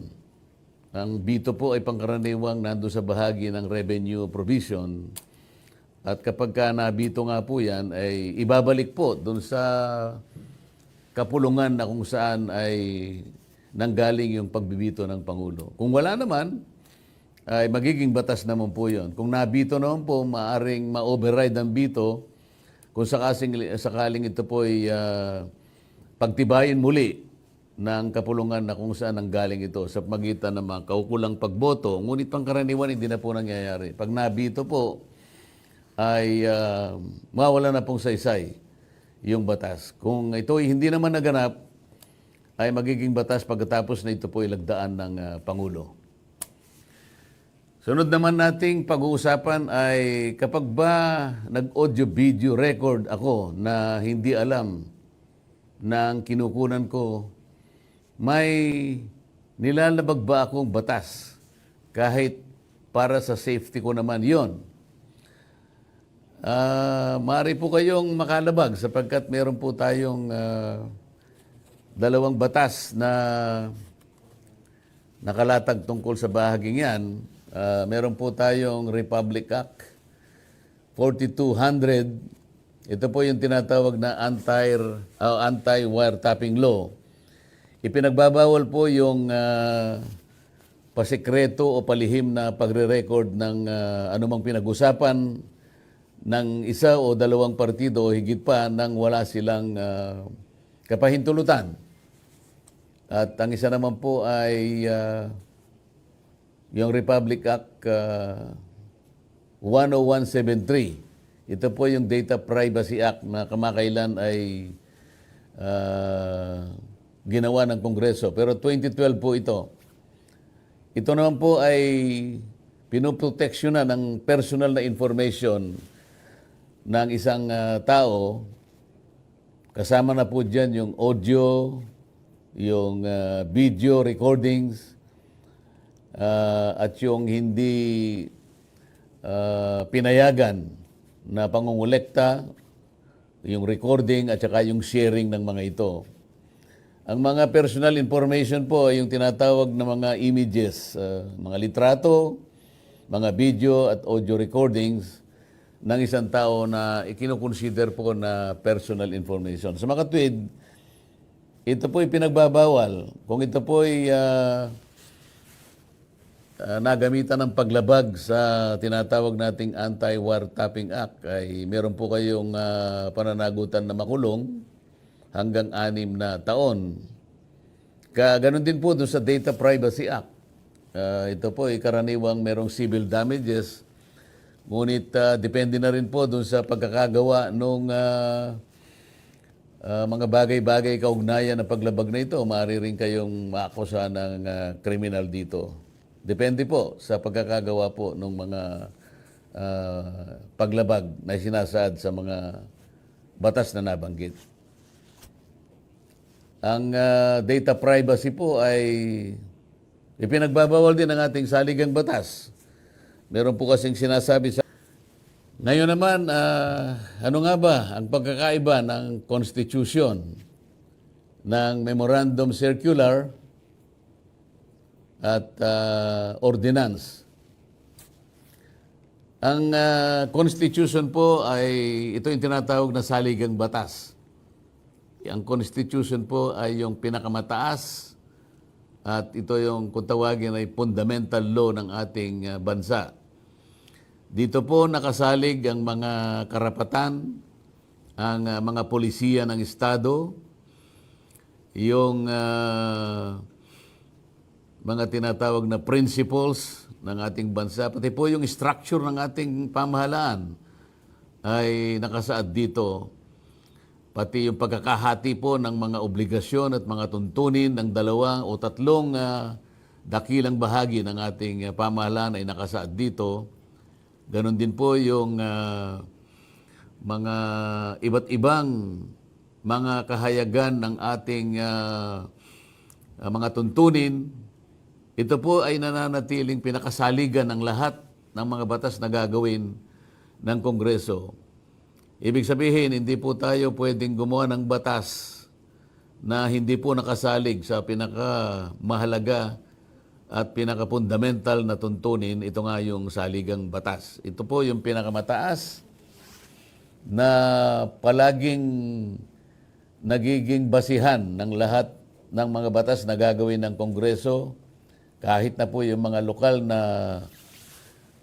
mga tuntunin na pangkaraniwan ay tinatawag po nating ordinansya. Yung ordinansya po ay mga patakaran, mga tuntunin na ginagawa ng mga local government units na katulad po ng probinsya, ng munisipyo at ganun din ng mga barangay. Nakagagawa sila ng tuntunin din para sa kanilang mga nasasakupang jurisdiksyon. Yung tinatawag naman pong memorandum circular, pangkaraniwan na po ay nanggagaling po ito sa opisina ng ating Pangulo dahil sa kagustuhan niya na yung mga detalye ng mga tuntunin o mga pinaiiral na batas ay kinakailangang maipatupad. Kailangan siyang magbigay o mag-issue ng memorandum circular na upang sa ganun ay hindi magkaroon ng pagkakasalungatan at maayos at episyente yung pagpapatupad o pagsasaayos ng mga gawain. Maaring yan ay administrative at iba pa. Yun po yung mga pangkaraniwan na pagkakahati o pagkakaiba nung tatlong tinanong ninyong mga pinagmumulan po ng ating mga batas. Ang susunod pong tanong ay ito, ano ang gagawin kapag may broker na hindi nagbibigay ng komisyon? Ang broker po siguro na tinutukoy dyan, pangkaraniwan na po kasi yung real estate broker na meron din naman pong mga customs broker. Kaya lang, ang customs broker po ay napakarami po kasi ng mga produkto na isinasaalang-alang dyan. Kaya ang gamitin na lang po nating halimbawa ay yung real estate broker sapagkat ang pinag-uusapan po dyan ay yung kalupaan. Ito yung lupa. Pagkaraniwan po ay ang gawain po ng broker ay siya po yung tumatayong ahente patungkol doon sa paglilista, maring pagpupromote o kaya pag-o-offer ng ano-ano mang transaksyon na may kinalaman sa lupa. Maring ito po ay pagbebentahan, maaari rin namang pagsasanla o pagpapalitan o kaya rentahan lang at iba't ibang mga negosasyon na nauukol sa lupa na pag-aari ng principal. Ang ibig sabihin nito, yung broker ay tumatayong ahente ng principal. Ngayon, pangkaraniwan, yung ahente naman po ay gumagamit din ng tinatawag na real estate salesperson. Ibig sabihin, dahil po sa napakaraming dokumento o mga proseso na gagawin ng real estate broker, ay nagpapatulong siya sa mga iba't ibang mga kaparaanan. At ang salesperson ng real estate ay karaniwang tinutulungan ay yung mga real estate broker. Ngayon, kung hindi po nagbigay ng komisyon yung real estate broker, ay meron po siyang pananagutan sapagkat saklaw po siyempre yan nung tinatawag nating Real Estate Service Act of the Philippines. Ito po yung Republic Act 9646. May kaukulang pananagutan po. Hindi naman po pwedeng hindi siya magbayad ng kaukulang komisyon sapagkat nagtrabaho naman siya ayon doon sa kanilang pagkakagawa ng kanilang kasunduan.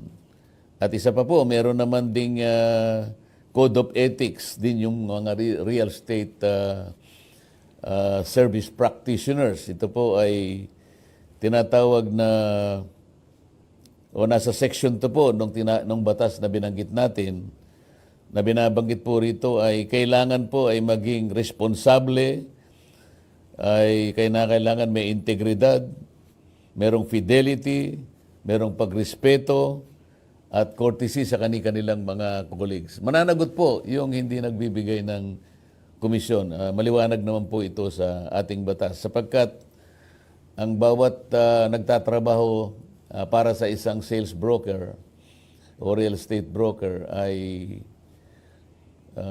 naghihintay naman po ng kanyang bahagi doon sa ganansya na maaari nilang makuha sapagkat sila po naman ay professional din kaya nag-expect din po ng fee or any other valuable consideration. Ngayon ay sagutin naman natin ang tanong ng isang viewer sa comment section. Ang tanong po ay galing kay Roel T. Rosaban. Ang tanong po niya ay, Sen, ask ko lang po, ba't di binibisita ng otoridad ang Island Cove sa Kawit, Cavite? Kung pogo ba ang nag-ooperate doon, kasi puro Chinese ang mga tao doon. Ang tanong po niya ay, bakit hindi binibisita ng otoridad kung merong pogo na nag-ooperate doon? Hindi ko po alam. Siguro po kapag nakausap ko yung PNP superintendent ay tatanungin ko kung talagang hindi binibisita sapagkat alam ko po na ang mga operasyon ng pogo ay pinatigil na po ng ating Pangulo effective July 22. Noon pong siya ay huling magdaos ng kanyang SONA o yung State of the Nation Address. Dinig na dinig ko po yun. Ang sinabi niya, effective today. Kaya ang alam ko po, lahat na ng POGO operations ay sarado na. Kaya kung hindi po binibisita yan, ay palagay ko ay dapat maitanong po natin sa ating chief ng PNP.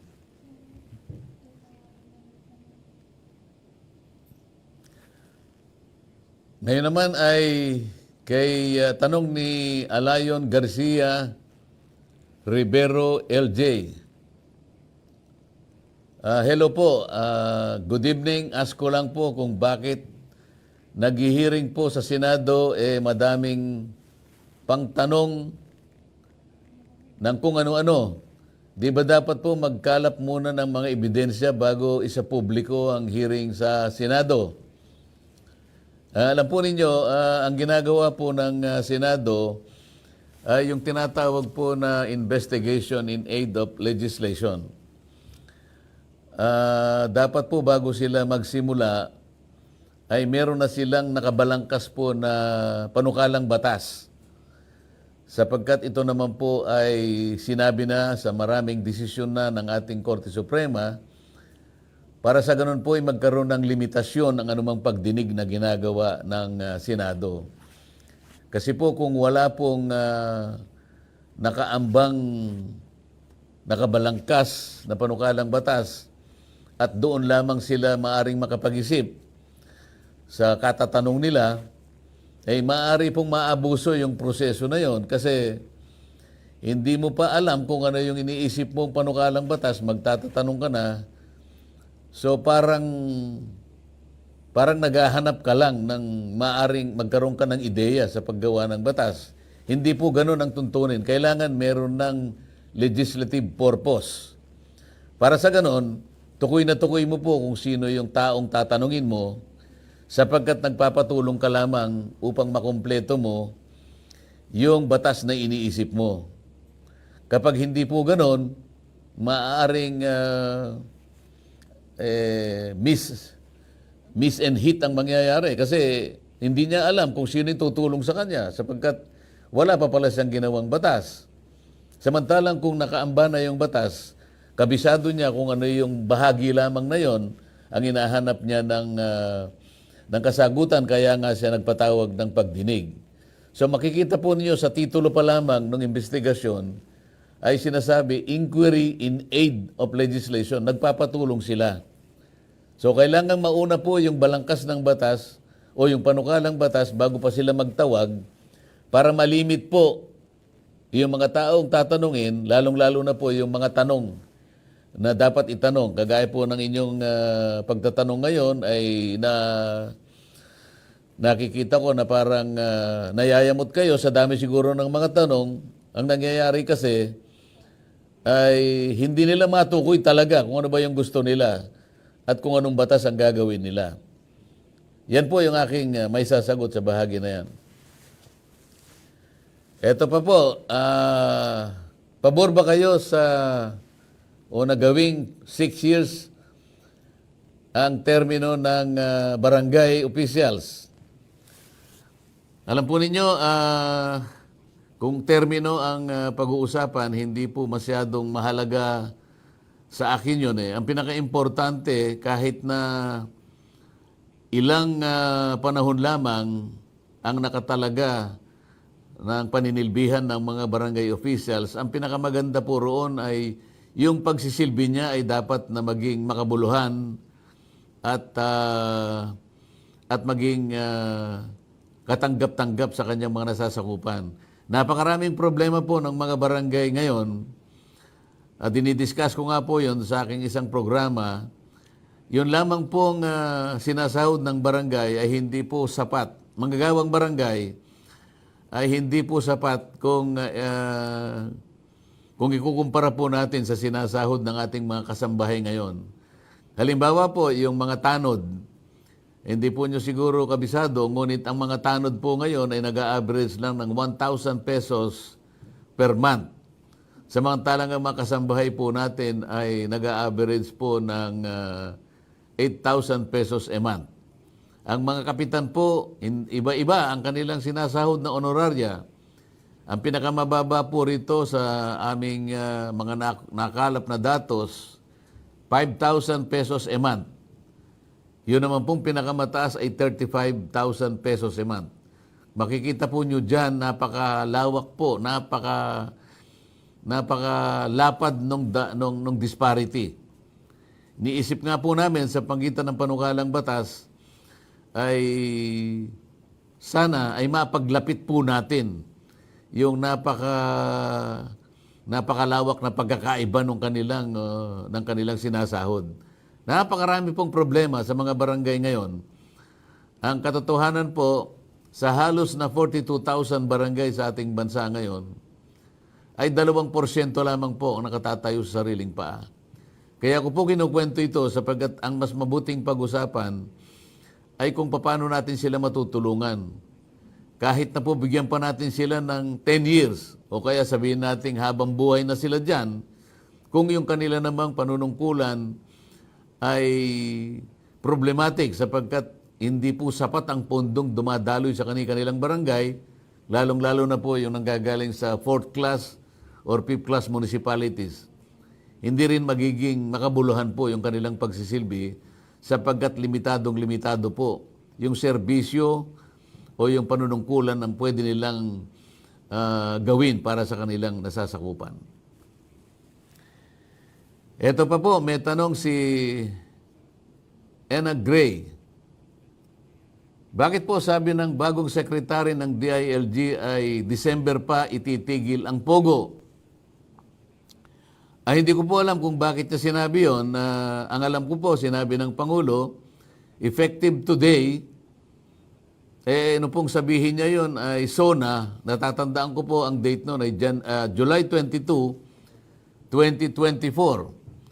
Siguro po ang gustong sabihin ng bagong kalihim ng DILG ay yung tinatawag na winding up, na kung saan ay hindi binibigyan po ng kaukulang panahon yung pag-wind up o pagsasara ng operasyon o gawain ng mga kumpanyang may kinalaman sa Pogo. Katulad po halimbawa ng maaring may binabayaran po silang mga pagkakautang sa bangko o kaya hindi pa nila naisasara yung mga libro nila o may babayaran silang mga empleyado nila o yung mga creditors nila kailangan bayaran pa. Yun po yung winding up. Pero po yung operation ay dapat nahinto na.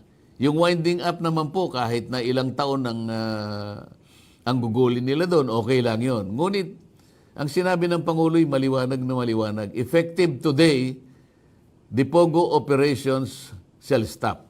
So, yun po yung aking pagkakaalam doon. Yung sinasabi siguro ng ating bagong kalihim ay winding up. Pero hindi ibig sabihin ay extension po ng operation ng Pogo yun. Ito pa po, mula kay Alex Taguran. Ask ko lang po, bakit pinipili lang ang binibigyan ng assistance sa indigents sa crisis situation sa bawat barangay? Salamat po. Kung 100% kitang iboboto. Ang tinatanong po siguro ni Alex ay yung AIX. Ito yung assistance po sa mga kababayan natin, ayuda, na nasa crisis situation. Ay siguro po kaya niya nasabi na pinipili sapagkat yung pagbibigay ay hindi naman laganap. Talagang kung minsan ay iba't ibang lugar lang. Katulad namin, Alex, sapagkat yung pinadadaloy na AIX sa amin ay hindi naman kalakihan. Ang tinatarget namin talaga yung alam naming kailangan talaga yung ayuda. Halimbawa, kung minsan sa isang lugar, 200 ang amin lang natatarget. Siguro sa barangay na yon baka 600 o higit pa yung dapat na mabigyan.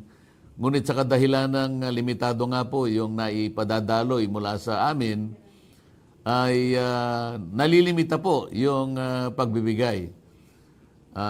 Sana kung magkaroon ng pagbibigay sana ay ng malaganap para sa ganun sana ay walang malampasan.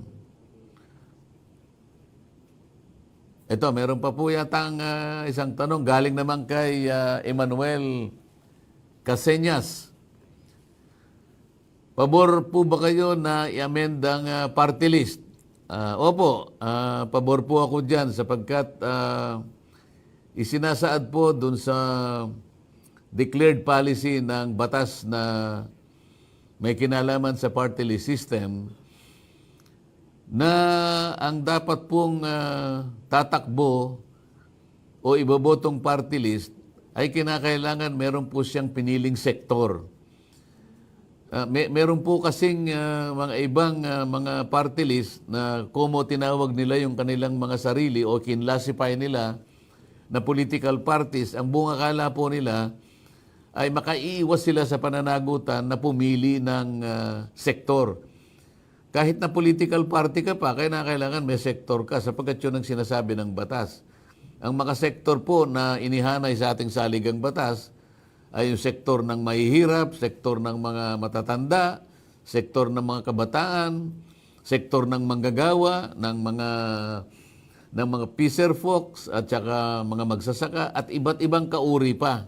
Kailangan po makapili sila ng sektor bago sila magpalista sa COMELEC, magparehistro bilang mga party list na gaganap ng kani-kanilang representasyon. Kaya nga po meron kang nire-represente. Yung iba po, hindi ko na lang babanggitin, nahihirapan din ako, kaya kahit na nagbibiruan kami sa Kongreso, pag tinanong namin kung anong sektor ang kanyang nire-represent, ang sabi niya lahat ng sektor. Hindi naman po pwede yun sapagkat pag nilahat mo yung sektor, parang lahat ng boto ay nasa sayo na. Hindi po ganun yung tuntunin at simulain ng batas. Ang sinasabi po ay yung underrepresented and marginalized. Yun po yung operative words na binanggit po sa saligang batas. Kaya kung magkakaroon man ng enmienda, ay gusto ko po ay magawa yon. Sang-ayon po dun sa pangunahing tuntunin na inilatag ng batas, dapat magkaroon ka muna ng sektor para yung sektor na yon ang pipilitin mo na i-represent. Hindi yung isa kang partido na hindi mo alam kung anong sektor ang iyong ginagampanan o nire-representa sa Kongreso. Marami pa pong iba, ngunit siguro dahil kukunti ang panahon natin, sa ibang mga araw po itatalakayin din natin yan ng mas komprehensibo. Ito pa po, may comment si Brian Castrudes. Sana maimbestigahan po ang flood control. Very timely yung tanong mo sapagkat ayun, hanggang ngayon po yata ay nakalubog sa tubig ang buong Bicol Region. Hinahanap po ng ating mga kababayan, lalo na po yung mga nasalanta. Hindi lamang po Bicol Region, marami pong bahagi ng ating bansa ang napasa ilalim ng tubig. Ang Batangas po ay talagang tinamaan din, parte ng Laguna. At maski na po sa La Union, hanggang kahapon ay may naririnig kaming report. At maski na po sa bandang Kabisayaan, meron din pong tinamaan. At napakalawak po ng pinsala na idinulot ng Tropical Storm Christine. At ito po ay nagbunga ng napakalawak na pagbaha. Hinahanap po ng mga kababayan saan po napunta yung mga pera na ginamit para magkaroon ng mga flood control. Sa buong Kabikulan nga po, ay nasabi ko na nga, parang mahigit 22 o 24 billion ang ginugol dyan para sa flood control. Ito po ay maliwanag na parang hindi gumana o kung mayroong flood control ay malinaw na malinaw po ito na hindi nagtagumpay yung mga projects na kanilang inilatag. Ito po yung dapat pong mapansin o maimbestigan ng ating mga kaukulang mga komite sa House of Representatives. Dito po kasi kahit na wala ng dokumentong ipakita siguro sapagkat kitang-kita naman natin kung meron pong nailatag na mga flood control projects, hindi po siguro lumubog ang 95% ng Kabikulan. Dito maliwanag po na talagang dapat hanapin po natin nasaan yung mga projects na yan. Nasaan yung perang ginugol dyan. Meron po kayong katwiran na itanong, meron po kayong justification para hanapin po natin. Ipatawag po sana lahat ang may kinalaman sa paggawa ng mga flood control. Magsimula na po doon sa mga contractors na kinasangkapan po ng DPWH para matuntun po natin bakit nagkaganyan po at lalong lumala ang pagbaha sa maraming bahagi ng ating bansa. Ito pa po, mula naman po kay Ryan Noses.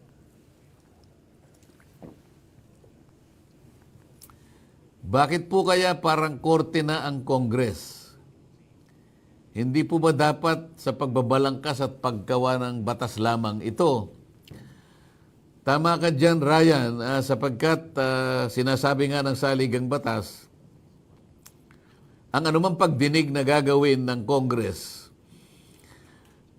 ito ay maaring maganap sa kanilang maraming komite. Ito ay dapat na ginagamit lamang bilang tulong sa pagbabalangkas at paggawa ng batas. Hindi kailanman pinayagan ng Kongreso na siya mismo ang gaganap ng mga pagsisiyasat tungkol sa kung sino-sinong mga tao at kung sino-sinong mga ahensya ang maaring nakalabag ng ating mga umiiral na batas. ang mga ahensya po na merong mandato sa pagganap ng tuntuning ito ay tukoy na tukoy naman po eh. Halimbawa po kung naghahanap po tayo ng mga criminal offenses o mga krimen na naganap, hindi po Kongreso ang dapat na magsiyasat niyan. Ang dapat magsiyasat diyan ay yung ating Department of Justice na kung saan ay nandyan ang National Prosecution Service. Ito po yung mga opisina ng mga piskal at mga prosecutor. Sabi po ng mga pagdidesisyon na ginawa ng Korte Suprema, ang Senado o ang mababang kapulungan, ang House of Representatives ay hindi po prosecutor's office. Hindi rin po korte ito, kaya hindi po pwedeng mag-adjudicate po ang Congress. Nakakalungkot po na yan ang nangyayari. At yun nga, napupuna na po ninyo, ang ginagawa po nila ay inquiry hindi in aid of legislation. Parang ang maliwanag pa pong nangyayari ngayon ay mga inquiries in aid of prosecution. Nakakalungkot po.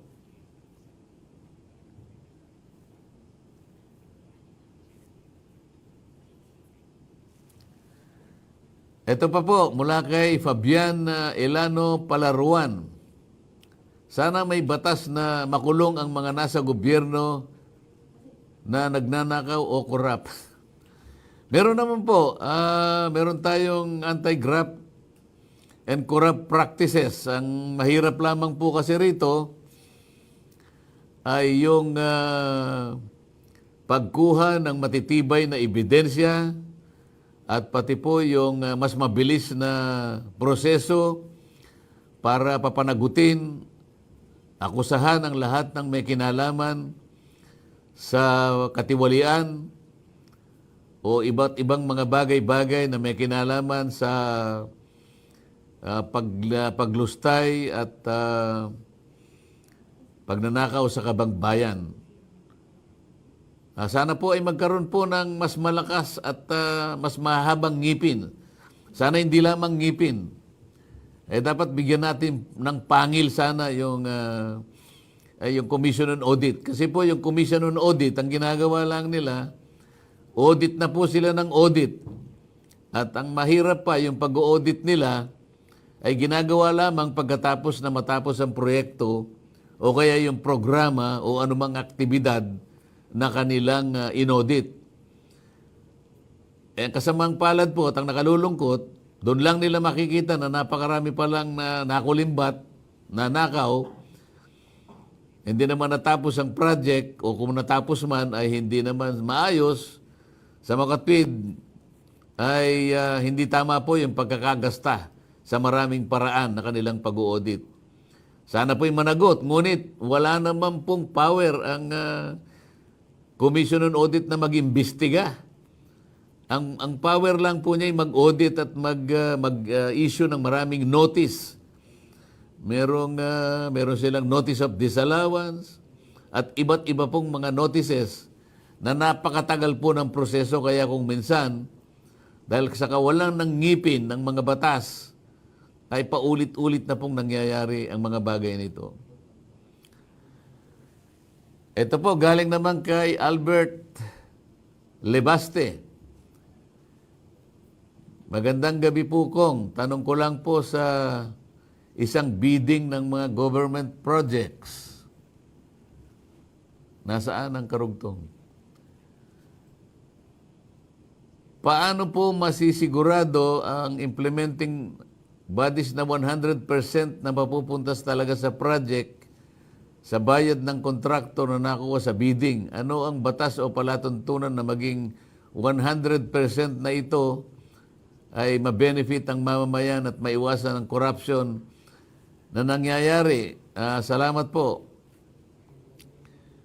Napaka-ideal po ng tanong ninyo. Sana po ay meron akong maisagot ng maganda sa tanong na yan. Sa paglalatag po kasi ng mga proyekto, napakarami pong ahensya ang may kinalaman dyan. Diyan pa lamang po sa pagbibidding, Meron po tayong tuntunin, ito po yung Republic Act 9184 sa pag-procure po ng materyales. At hindi lamang po hindi lamang po serbisyo at hindi lamang proyekto at iba't ibang mga bagay. Diyan po nagkakaroon ng pagtatalo sapagkat hindi maisaayos ng lubusan sapagkat yung pag-audit nga po ay nanggagaling sa pinakahulihan ng proyekto. Meron po akong gagawing halimbawa sa inyo para lang masagot ko ng medyo may sustansya yung inyong tanong. Katulad po ng isang proyekto na ginawa sa Misamis Occidental na kung saan ay nagpagawa yung isang congressman doon na isang building na tinawag niyang housing. Ang pinanggalingan po ng pondo ay questionable na eh. Sapagkat nakakuha siya ng pondo mismo sa DPWH. Sinuri ko nga po ito eh. Sabi ko, hindi naman po pwedeng makakuha ka sa DPWH at ika-categorize mo yung building na isang housing sapagkat lalabag ka sa batas sapagkat national housing lang o kaya yung DSUD ang nagpapagawa ng bahay. Pagkatapos po, yung pondo na ginamit, nakita ko rin, ay hindi naman wasto yung kanilang pagbabayad. Halos sa isang yugto ng project, ay 70% na yung nakalagay sa report. Ngunit, kung makikita mo yung actual na construction ay wala pang 12%. Pagkatapos yung lupa po na pinagtayuan ng project ay pribadong mga pag-aari ng mga katabing mga residence owners na yan po ay nagkaroon pa po ng mga pagdinig ang umabot po sa Korte Suprema. Kahit na po tawagin mo yung COA, isasabihin niya hindi po niya alam sapagkat ang audit nila ay post-audit. Kahit na sabihin mo sa kanya, hindi mo ba po pwedeng patigilin sapagkat yung pinagtayuan nila ay private property. Ang ibig sabihin niyan, hindi pag-aari ng LGU bago itinayo yung building na kung tawagin nila ay housing. So napakarami ang dapat mong usisain sa pagtatayo lamang ng isang building. Kapag ito po ay hindi nasunod lahat ang mga batas at patakaran, ay mahihirapan po tayo na siyasatin natin kung 100% nga na napunta sa project yung building na ginawa, lalong-lalo na po yung halimbawang binanggit ko sa inyo, ang original po sa plano ay 4 na palapag yon. Ngunit nung yan po ay gawin at matapos na, ay 2 palapag na lamang po. Siguro mula doon sa aking paghahalimbawa na yan, makikita ninyo na talagang hindi naman natupad at hindi na ipatupad yung plano magmula pa sa bidding hanggang sa matapos yung project. Kaya napakahirap pong sagutin yung tanong na yon. Sana'y magkaroon talaga ng masusing pag-audit. Ibalik po natin sa pre-audit ang modality o yung methodology ng Commission on Audit para sa ganon, doon pa lang sa pag-uumpisa ng proyekto ay malaman na natin na meron ng mga problema at kailangang maisaayos at hindi dapat panghintayin na matapos sapagkat pag natapos na ang project ay hindi na natin makikita kung saan nanggaling o saan napunta yung perang ginamit dyan sapagkat hindi naman katapat ng pagkakagawa ng isang project. Talaga naman designated survivor ang Vice President. Sa bagay. Tama. Kasi ang Vice President is a President in waiting, hindi ba? Yun lang naman yung... Yes, opo. Kaya tayo nag-imbento ng opisina ng Vice President para kung ano man ang mangyari sa Presidente, ay hindi naman tayo magkakadawindang-windang. Meron kagad na Papalit. Papalit. Line of succession. Wala nga meron succession. Parte yun ng ating estabilidad. Di ba? Parte ng ating sistema bilang isang gobyerno. Kaya bakit hindi maintindihan? Kaya nga natuwa ako rito. Ang taas pa, high crime din Talagang designated, Oo. so basahin mo yung saligang batas. Oh. Kapag may nangyari sa Pangulo sa anumang kaparaan, may namatay halimbawa, o kaya nagkasakit, hindi na niya kayang isakatuparan ng kanyang pananagutan, Apo. o kaya nag-resign, Tapos may kapalit ka agad. Designated talaga siya. Tama. Sinasabi niya, may mga butas nga daw po sa statement na ito. Ano yung pahayag doon? Actually, kababasa ko lang nung affidavit dated November 29, 2025. Naguguluhan lang ko si former ombudsman. Yung sinabi ho dun sa unang salaysay is nag-deliver ng pera sa ombudsman. Wala hong sinabing bios doon. Iniwan yung sasakyan, nilagay yung susi sa gulong, sa kaliwa, sa harapan, then umalis na sila.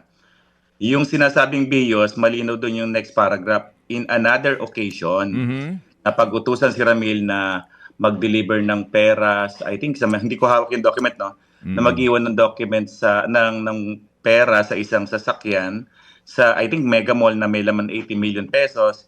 And then sa mga sumunod na araw or isang pagkakataon, nakita niyang minamaneho ng asawa ni Attorney Kilala. So, nahilo lang ho dun sa ombudsman, pinaghalo niya yung issue dun sa Mega Mall sa yung delivery sa ombudsman. Dapat Opo. ho niya siguro basahin ulit. Opo, pero yung delivery sa ombudsman, wala namang sinasabing actual na nakita ni Madriaga si Martires doon sa pag-deliver na yon at tinanggap ni Martires ang anuman pong duffel bag o itong ang pera na binabanggit po na nanggagaling nga dito sa confidential fund.